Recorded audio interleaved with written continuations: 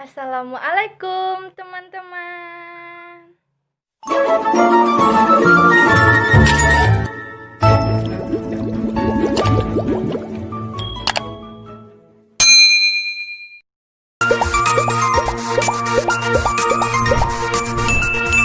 Dunia Guru dan Anak Kreatif. Baiklah teman-teman, kembali lagi dengan Ana Angelina Akmal, NIM 2010008. Di kesempatan hari ini, Angel akan membahas materi tentang pembelajaran anak usia dini.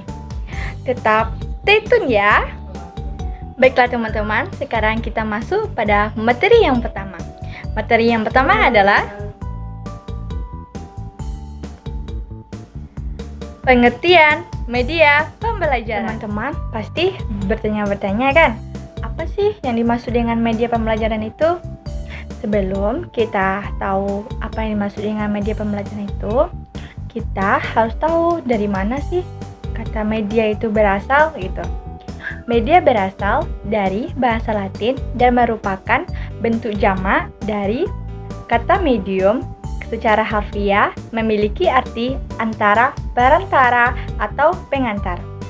Terkait dengan pembelajaran, media adalah segala sesuatu yang dapat digunakan untuk menyampaikan pesan dari pengirim pesan kepada penerima pesan, sehingga dapat merangsang pikiran, perasaan, perhatian anak didik tercapainya tujuan pendidikan. Jadi teman-teman, dari berbagai pendapat, dari macam-macam pendapat tentang media pembelajaran itu dapat disimpulkan bahwa media pembelajaran adalah segala bentuk alat komunikatif yang dapat digunakan untuk menyampaikan pesan atau informasi dari sumber kepada anak didik yang bertujuan agar dapat merangsang pikiran, perasaan, minat dan perhatian anak didik untuk mengikuti kegiatan pembelajaran. Baiklah teman-teman, sekarang kita masuk pada materi yang kedua. Materi yang kedua adalah jenis-jenis media pembelajaran anak usia dini. Media pembelajaran yang pertama adalah media audio. Media audio adalah sebuah media pembelajaran yang mengandung pesan-pesan dalam bentuk auditif atau pendengaran, serta hanya mengandalkan kemampuan suara saja, seperti radio, kaset gitu. Untuk pendidikan anak usia dini, media ini dapat digunakan untuk memutar sebuah cerita atau lagu-lagu untuk anak-anak. Melalui media ini, anak diperintahkan untuk menyimak, mendengarkan, bahkan meniru cerita atau lagu-lagu yang diputarkan. Adapun teman-teman, manfaat dari media audio untuk anak usia dini ialah untuk dapat merangsang perkembangan imajinasi dan perkembangan bahasa anak gitu. Oleh karena itu, untuk dapat memanfaatkan audio media ini dengan baik, maka media ini harus dipersiapkan secara maksimal loh. Seperti besar kecil volume suara, serta intonasi suara yang harus diperdengarkan. Intinya, seorang anak dapat menangkap dan memahami suara yang didengarnya, baik itu cerita maupun lagu anak-anak. Yang kedua adalah media visual. Media visual adalah media yang hanya mengandalkan indera penglihatan. Adapun bentuk media visual ini ada dua jenis loh teman-teman. Yang pertama itu media grafis dan yang kedua media proyeksi. Yang dimaksud dengan media grafis adalah sebuah media visual yang mengkomunikasikan antara fakta dan data yang berupa gagasan atau kata-kata verbal dengan gambar seperti poster, komik, kartun gitu. Sedangkan media proyeksi adalah media proyektor yang mempunyai unsur cahaya dan unsur cahaya dan lensa atau cermin. Misalnya HP, slide, dan film stripe. Dibandingkan dengan media audio tadi, media visual ini dalam situasi tertentu lebih baik untuk digunakan loh teman-teman sebagai media pembelajaran khususnya bagi anak-anak usia dini. Yang ketiga adalah media audiovisual. Media audiovisual adalah media yang mempunyai unsur suara dan unsur gambar. Jenis dari media ini dibedakan menjadi dua juga loh teman-teman. Yang pertama, audio visual diam, dan yang kedua audio visual gerak. Audio visual diam adalah media yang menampilkan suara dan gambar diam seperti film bingkai, suara cetak suara dan cetak suara. Yang kedua itu audio visual gerak. Yang dimaksud adalah yaitu media yang dapat menampilkan suara dan gambar yang bergerak seperti film suara dan video kaset.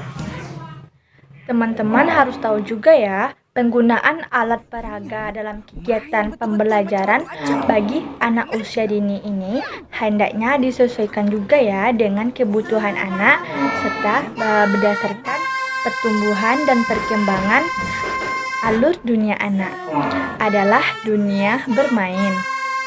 Selaras dengan hal tersebut, ada dua jenis media pembelajaran loh teman-teman bagi anak usia dini, yaitu yang pertama adalah media lingkungan. Lingkungan adalah suatu tempat atau suasana yang mempengaruhi pertumbuhan dan perkembangan seseorang. Artinya, media lingkungan ialah dalam proses pembelajaran anak-anak dikenalkan atau dibawa ke satu tempat yang dapat mempengaruhi pertumbuhan dan perkembangannya. Yang kedua adalah media permainan. Media permainan merupakan media yang sangat disukai anak-anak karena permainan ialah suatu benda yang dapat digunakan oleh peserta didik sebagai sarana bermain dalam rangka mengembangkan kreativitas serta segala potensi-potensi yang dimiliki oleh anak. Media pembelajaran yang dapat berupa puzzle, serta ayunan, dakon, dan lain sebagainya. Prinsip penggunaan media ini adalah permainan yang mempunyai unsur kenyamanan dan keamanan. Dan teman-teman juga harus tahu juga ya, alat peraga dalam bentuk permainan ini juga bersikap edukatif loh. Yaitu alat peraga edukatif sengaja dibuat bagi anak untuk merangsang berbagai kemampuan dasar pada anak sehingga pendidikan yang berlangsung pada mereka tetap dirasakan sebagai suatu kegiatan yang menyenangkan. Adapun teman-teman, unsur edukatif yang terdapat alat peraga adalah sebagai berikut.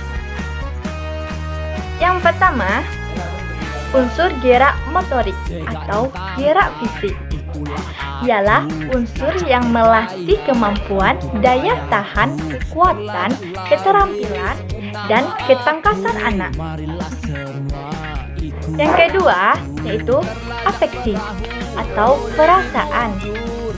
Biasanya dapat dilatih melalui emosional anak dengan menggunakan alat peraga secara bersama-sama.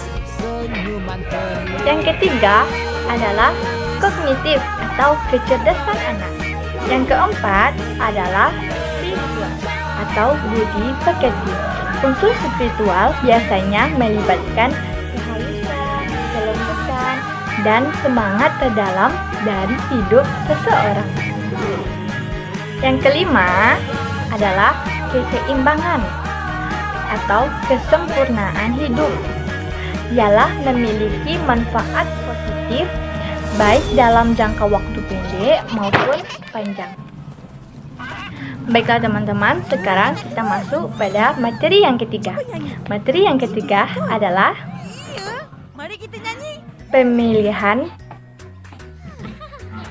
Pemilihan media pembelajaran anak usia dini. Baiklah teman-teman, kita sebagai pendidik harus mengetahui bagaimana cara memilih media yang sesuai dengan tema materi yang akan dipelajari, sehingga pembelajaran bisa berjalan dengan baik. Dalam pemilihan, yang kita harus memperhatikan beberapa faktor, yaitu sebagai berikut. Yang pertama, dana atau material. Guru harus benar-benar pandai dalam membuat media agar tidak menghabiskan dana yang mahal gitu. Seperti guru bisa memanfaatkan barang-barang bekas dalam pembuatan media gitu. Yang kedua, media pembelajaran. Guru harus mengurutkan materi dan menggabungkan materi agar saling bersenambungan. Dengan demikian, guru bisa memakai satu media untuk beberapa materi saja gitu. Dan ketiga, peserta didik. Pemahaman setiap individu dengan individu lainnya itu berbeda. Ada siswa yang benar menggambar, menulis, mendengarkan, dan lain-lain. Dan dari data tersebut, guru harus membuat media menarik semenarik mungkin agar perhatian semua siswa yang memiliki karakter yang berbeda-beda itu tertuju pada media tersebut dengan rasa senang dan gembira. Yang keempat, jenis-jenis media. Jenis-jenis media di antara lain seperti audio, visual, alat peraga. Dengan adanya jenis media seperti ini, pendidik bisa melakukan stimulus respon dengan peserta didik dengan baik. Baiklah teman-teman, dari materi ini dapat saya simpulkan bahwa media pembelajaran merupakan media menyampaikan informasi atau pesan yang digunakan untuk memperjelas suatu materi yang akan disampaikan. Kita sebagai pendidik harus mengetahui bagaimana cara memilih atau memilah media yang baik dengan materi yang kita gunakan dan kita pelajari agar pembelajaran bisa berjalan dengan baik gitu. Baiklah teman-teman, mungkin sampai sini dulu pembahasan kita pada hari ini. Kalau ada salah dan janggal, mohon dimaafkan. Assalamualaikum warahmatullahi wabarakatuh. Bye-bye.